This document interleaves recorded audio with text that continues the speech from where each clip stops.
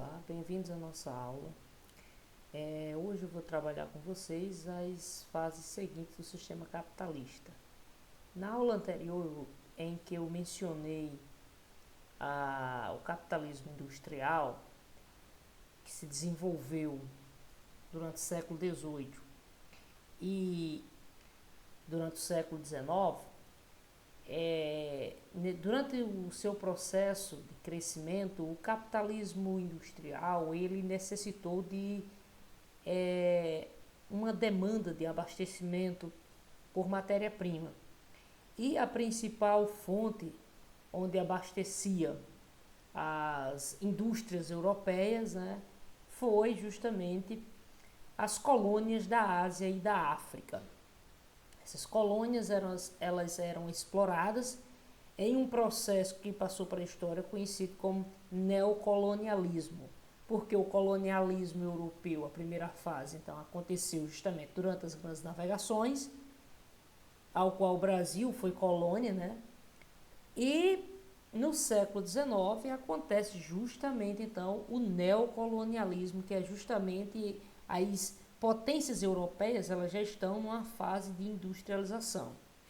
Bom, a Ásia e a África vai ser justamente o palco dessa disputa por mercado e matéria-prima, né? E isso vai futuramente, né, vai trazer uma rivalidade entre as principais potências europeias que vai culminar na Primeira Guerra Mundial. É lógico, não só essas disputas nas colônias, né, da Ásia e da África.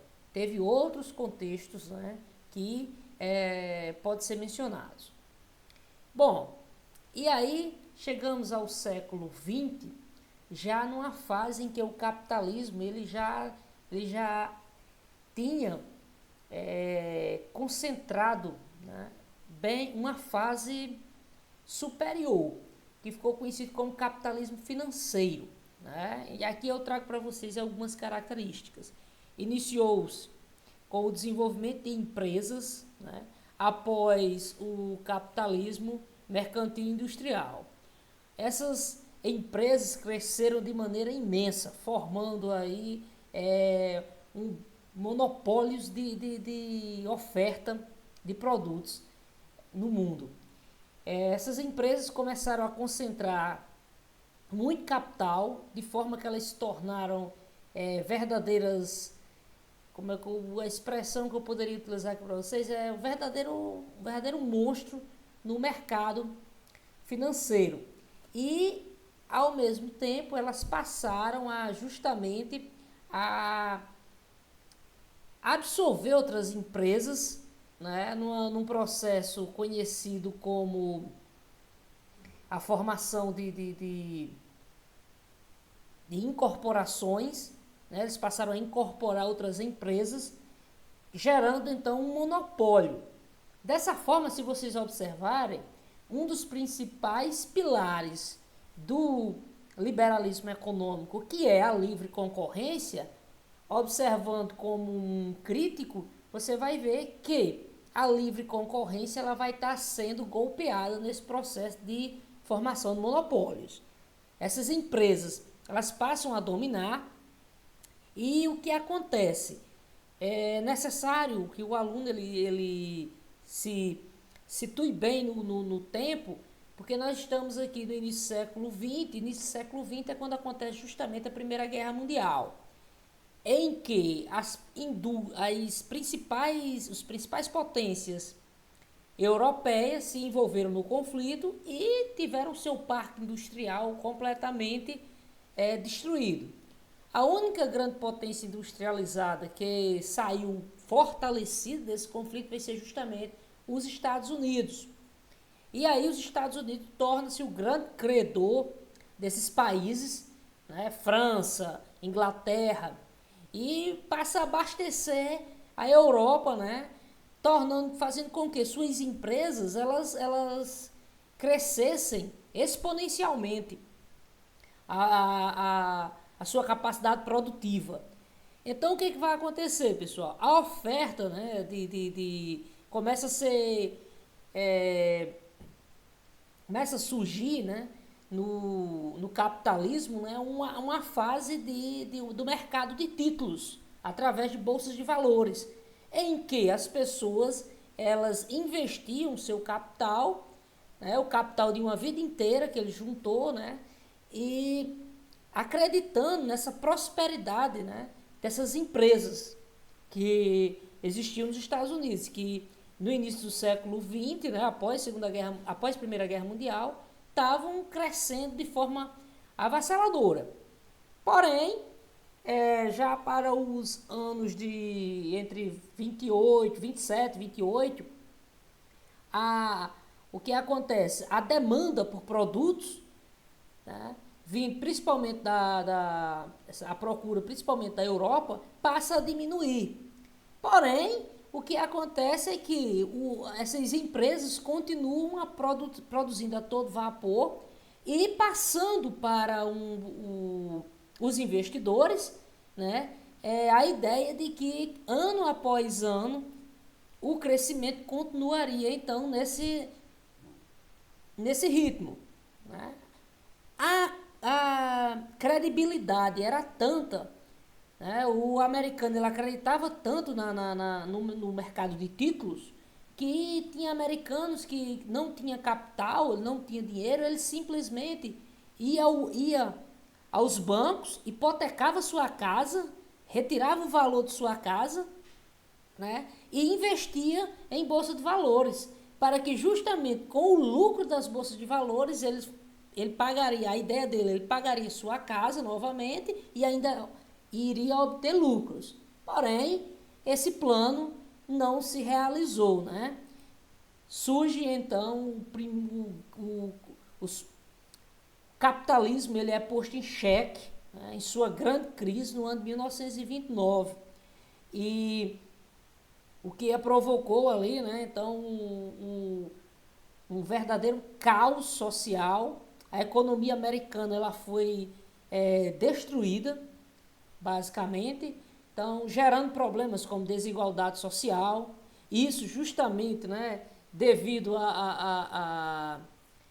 ao consumismo desenfreado, que já era incentivado nos Estados Unidos, né, e a perda dos seus valores, né. Então, um dos principais valores que que foi colocado em xeque na sociedade americana era justamente essa credibilidade, porque a população ela acreditou nesse mercado de títulos, né, que na realidade não estava correspondendo ao que era divulgado. E aí, aquelas grandes empresas que dominavam, né, os monopólios, os cartéis, né, que faziam, que dominavam os preços dos produtos, elas quebraram também e gerando um processo de desemprego, falência. Aqui eu trago para vocês uma imagem, né, das filas que se formavam nos Estados Unidos no período, né?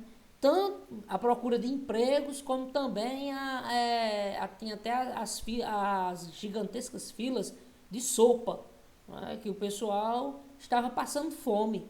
Né? Então imagine aí se você era um americano de classe média, que tinha o seu emprego, que tinha sua casa, apostou tudo no mercado de títulos e de uma hora para outra, né, você viu sua casa ser tomada pelos bancos, você viu o seu emprego você ser demitido e de um dia para o outro está completamente na miséria, na fila da sopa, né, para não morrer de fome. Então foi uma situação caótica. O governo americano então começa aí a fazer um programa conhecido como New Deal. Né? O presidente americano da época era Franklin Roosevelt e ele baseou a sua política de intervenção na economia nas ideias do inglês John Maynard Keynes, que ficou conhecido como keynesianismo nesse período, na qual Keynes defendia a intervenção do Estado na economia, porque justamente ele criticava a crise de 29, que ela só veio a acontecer porque justamente a ideia dos liberais clássicos, né, em que o Estado jamais deveria intervir na economia. Esse foi o grande fator que desencadeou a crise, né, aliado à superprodução que aconteceu. Bom, e aí, aqui eu trago para vocês um pouco das ideias de Keynes, né, em sua teoria econômica, né, esse inglês, ele consiste justamente na organização política e econômica fundamentada na afirmação do Estado. O Estado ele passa a ser o principal agente, né, condutor da economia. Então, atribuindo ali uma série de políticas sociais, permitindo benefícios sociais, garantindo o pleno emprego, um padrão de salários, né? E isso fazia com que o americano ele não perdesse pelo menos a sua capacidade de consumir, ele tinha pelo menos a sua renda mínima que manteria ele ali, digamos assim, em um tempo que permitisse a recuperação de sua economia futuramente. Então, o governo ele tinha que fazer grandes investimentos, como grandes construções, como rodovias, hidroelétricas, utilizando então essa mão de obra excedente que existia.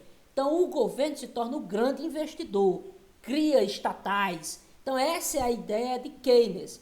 Porém, avançando mais no tempo, essa ideia ela começa a ser criticada aí nos anos 60 para os anos 70, porque justamente engessa a economia na capacidade do Estado investir. Se é só o Estado praticamente que investe, é o Estado que cria empresas, então fica engessado ali, você não tem um crescimento econômico mais acelerado e autossuficiente, vai estar sempre dependendo do Estado. Começa, a partir ali dos anos 70, essas ideias de Keynes começam a ser deixadas para trás e surge a ideia do neoliberalismo.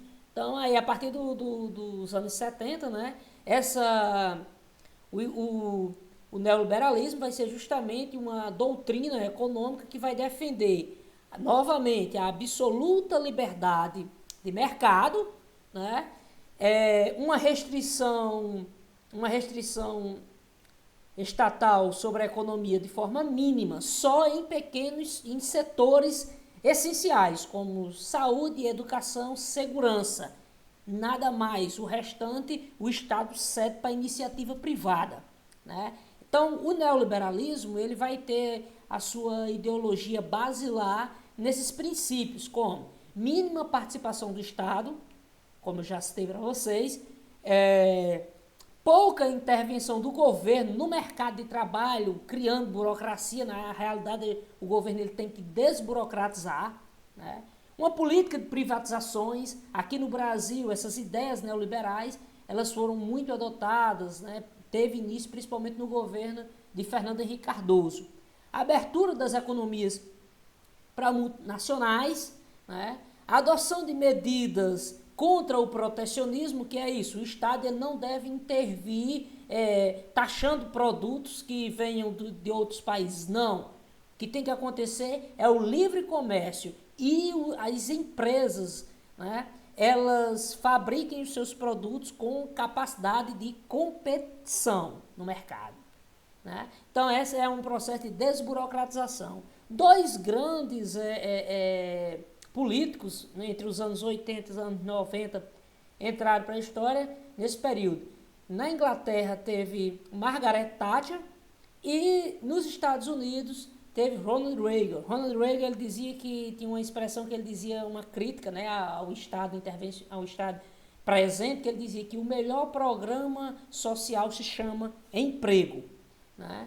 E aí, né, cria-se nos anos 80 capitalismo informacional, esse capitalismo conduzido pelas tecnologias, em que o papel moeda começa a perder importância e se torna mais um processo conduzido pela informatização da economia, que atualmente é conduzido pela internet. Beleza, pessoal? Essa foi a nossa aula. Até a próxima.